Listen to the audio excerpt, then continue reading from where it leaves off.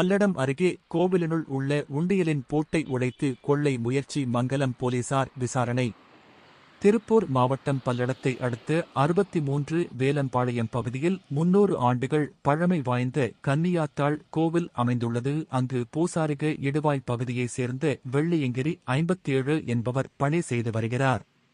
இந்நிலையில் நேற்று வழக்கம் போல பூஜைகளை முடித்துவிட்டு கோவிலை பூட்டிவிட்டு வீடு திரும்பிய வெள்ளியங்கிரி மறுநாள் காலை கோவிலுக்கு பூஜை செய்ய சென்றுள்ளார். அப்போது கோவிலின் பூட்டு உடைக்கப்பட்டு அதனுள் வைக்கப்பட்டிருந்த உண்டியலும் உடைக்கப்பட்டிருந்தது. இதைக் கண்டு அதிர்ச்சியடைந்த அவர் மங்கலம் போலீசாருக்கு தகவல் தெரிவித்தார். தொடர்ந்து அங்கு வந்த போலீசார் கோவிலின் பூட்டை உடைத்து கொள்ளை முயற்சியில் ஈடுபட்டது யார் என்பது குறித்து விசாரணை நடத்தி வருகின்றனர். மேலும் உண்டியலை உடைக்க முயன்றவர்கள் பயன்படுத்திய இரும்பு கம்பி மற்றும் கத்தி உள்ளிட்ட ஆயுதங்களை பறிமுதல் செய்துள்ளனர். பல்லடம் அருகே கோவிலின் பூட்டு உடைக்கப்பட்டு அதனுள் வைக்கப்பட்டிருந்த உண்டியலும் உடைக்கப்பட்டு திருட முயன்ற சம்பவம் பரபரப்பை ஏற்படுத்தியுள்ளது.